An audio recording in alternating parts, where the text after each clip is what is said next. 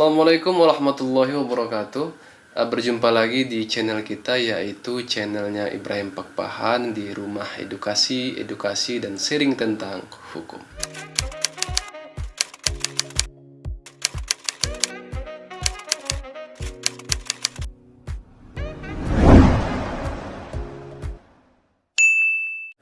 Oke, kawan-kawan semuanya, di sini kita akan menjawab pertanyaan dari kawan-kawan yang masuk ke inbox kita. Dan kali ini kita menjawab dari pertanyaan dari saudara kita, yaitu saudara Rizky Akbar ya. Sebelum saya menjawab pertanyaan itu ya, saya minta maaf ya kepada kawan-kawan semuanya. Ya, kemarin kawan-kawan banyak menginbox saya atau memberikan atau masukkan sebuah pertanyaan kepada saya yang belum bisa saya jawab satu persatu, dikarenakan sesuatu hal yang tidak bisa saya tinggalkan ya. Karena itu kawan-kawan masih menunggu-nunggu, dan insya Allah akan saya jawab juga ya kawan ya. Kalau tidak nanti dari konten-konten di kita berikutnya, insya Allah dari media sosial kita akan kita jawab ya. Dan saya berterima kasih juga kepada kawan-kawan semuanya ya. Alhamdulillah Rabbil Alamin, berkat dukungan dan semuanya terjadinya channel ini, dan tanpa kawan-kawan semuanya tak akan bisa terjadi channel ini. Dan mudah-mudahan channel ini bisa membangun dari karakter kita semuanya tentang bagaimana sih sebenarnya hukum itu dan apa yang harus kita lakukan, kan gitu ya. Dan pengabangku ya semuanya, Bang Arif yang di Pekanbaru, Bang Sujan Miko Bang yang di Jogja ya. Alhamdulillah, dan berkat kawan-kawan semuanya bisa saya satu persatu ya. Alhamdulillah, kita mulai dengan bismillah saja. Oke, masuk kita pertanyaan dari saudara Rizky Akbar, yaitu Bang, mamaku minjam uang di bank, akan tetapi mamaku udah tua, udah ujur lah. Sedangkan mama aku mau pelunasan di bank, pokoknya 70 juta jadi tinggal 18 juta, total 88 juta. Sedangkan mama aku udah tanda tangan. Karena orang bank udah datang ke rumah untuk tanda tangan B penalti tanpa sepengetahuan kami sebagai anak-anaknya. Jadi mau ditanyakan Bang, apakah isi surat perjanjian tersebut ini tangan mamaku itu Bang, apakah sah ya? Dan adakah biaya penalti yang dikeluarkan bank ketika kita melunasi utang? Jadi kawan-kawan, kita lihat di pasal 1320 KUH Perdata menyebutkan ya, supaya terjadi persetujuan yang sah itu ada 4 unsur ya, 4 ya. Ada 4 unsur yang harus dipenuhi ketika kita melakukan suatu persetujuan ya. Yang pertama, apakah itu ya? Yang pertama, adanya sesuatu kesepakatan yang mengikat di antara dirinya. Artinya apa? Ketika adanya suatu kesepakatan yang mengikat dirinya ini, misalkan adanya perjanjian mereka, itulah maksudnya pengikatan di antara mereka ya. Jadi sebelum kita masuk yang kedua, ada beberapa hal yang harus kita perhatikan di pasal 1321 ya kawan-kawan. Tidak terjadinya suatu kesepakatan ketika ya dia 3 unsur tidak terpenuhi. Yang pertama, apakah itu adanya kehilafan, yang kedua adanya paksaan, yang ketiga dia ada namanya penipuan ya. Itu di pasal 1321 ya. Oke, seterusnya ada lagi yang namanya kawan-kawan pen omstandigheden ya. Maksudnya yaitu penyalahgunaan keadaan ya. Ini sudah pertama kali diakomodir oleh Mahkamah Agung dengan jurisprudensi nomor 3641 ya, tahun 2002 ya. Kalau penyalahgunaan keadaan ini adalah ketika kita sebagai manajer, ataupun kita sebagai seorang abang, ataupun kita sebagai kepala keluarga, misalkan kita tekan keluarga kita untuk melakukan misalkan penandatangan itu, kita manfaatkan situasi kita sebagai atasan gitu ya. Kedua, apalagi pasal 1320 adalah kecakapan untuk membuat suatu perikatan ya. Kecakapan dalam melakukan suatu perikatan ini ya ada 3 ya. Ada 3 yang tidak bisa cakap dalam melakukan suatu perikatan. Yang pertama apa itu? Di pasal 1330, anak-anak yang belum dewasa ya,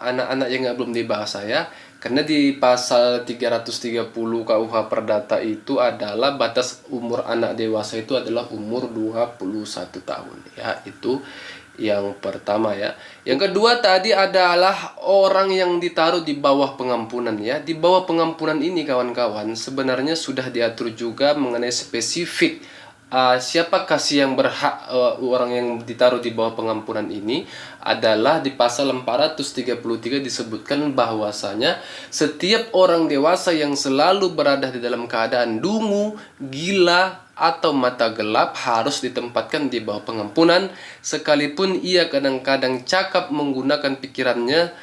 Seseorang dewasa boleh juga ditempatkan di bawah pengampunan karena keborosannya, ya. Yang ketiga apakah itu? Yaitu perempuan yang telah kawin dalam hal yang ditentukan undang-undang. Pada umumnya semua orang yang oleh undang-undang dilarang untuk membuat persetujuan tertentu, ya. Perempuan yang belum, yang sudah kawin pun tidak bisa, tidak cakap juga melakukan apanya, ya. Ketika melakukan perikatan, kawan-kawan, tidak bisa juga perempuan ini karena masih tidak cakap, karena masih ada lakinya mungkin. Yang ketiga apakah itu? Suatu pokok persoalan tertentu, ya. Suatu pokok persoalan tertentu ini kawan-kawan, ya, kompek-kompekku semuanya, adalah adanya persoalan, adanya mau, adanya keinginan yang ingin mau disepakati, ya. Misalkan kita mau mensepakati sebuah kerjasama, ya udah, kerjasama itulah yang kita sepakati. Kesepakatan kita mau jual beli tanah misalkan, ya udah, kesepakatan itu yang disepakati, atau dan lain-lain sebagainya, ya. Yang keempat apakah itu? Yaitu suatu sebab yang tidak terlarang, ya.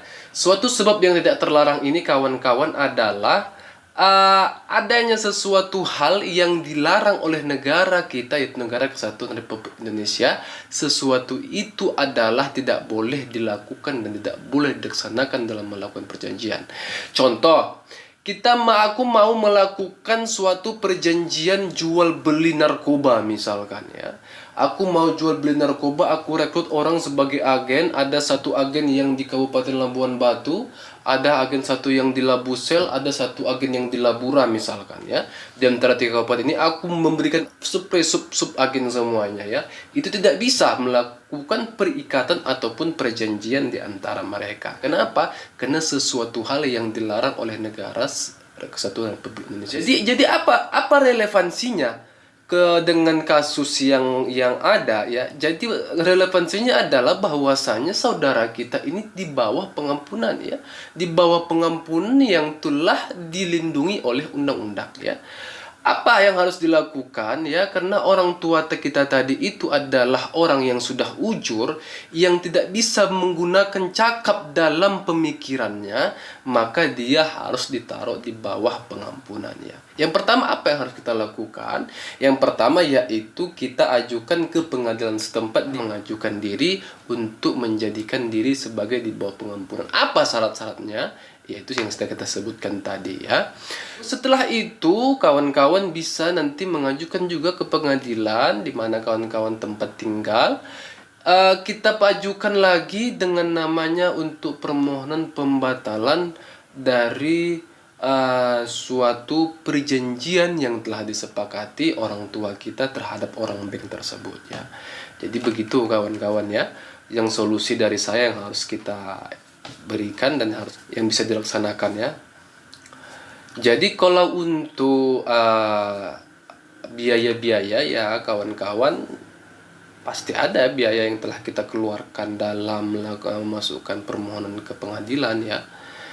Apakah ada biaya penalti yang harus dikeluarkan, ya?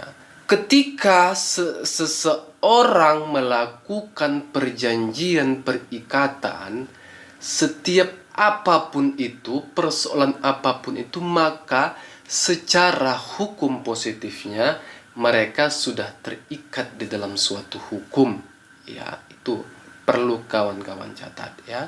Kalau mengenai spesifik tentang penalti itu tidak ada diatur dengan hukum kita, ya. Tidak diatur, cuman kebiasaan penalti ini dilakukan oleh orang yang melakukan perjanjian dalam suatu perbankan. Itu biasanya ada, ya. Cuman kalau menurut saya kawan-kawan, orang bank itu tidak susah juga sih. Karena kawan-kawan saya orang bank pun banyak juga, ya. Kalau kita mengajukan permohonan misalkan pengurangan ataupun pelunasan penalti misalkan, ya insya Allah mudah-mudahan akan dikabulkan orang bank juga, ya. Karena kan menjaga nama baik bank juga kan gitu, ya.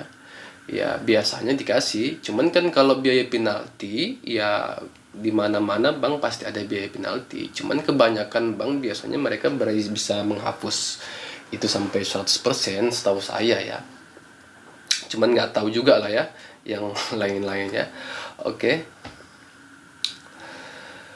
Oke, mungkin itu saja dari saya ya kawan-kawan semuanya. Semoga kawan-kawan bisa teredukasi dengan apa-apa yang telah saya sampaikan, dan semoga apa yang saya berikan penjelasan pada kali ini kawan-kawan bisa memahami. Kalau nggak paham, tonton lagi ya. Tapi kalau tidak paham lagi bisa kabarin dan telepon saya ya. Tidak apa-apa ya, kawan-kawan bisa menghubungi saya. Insya Allah akan kita perjelas lagi.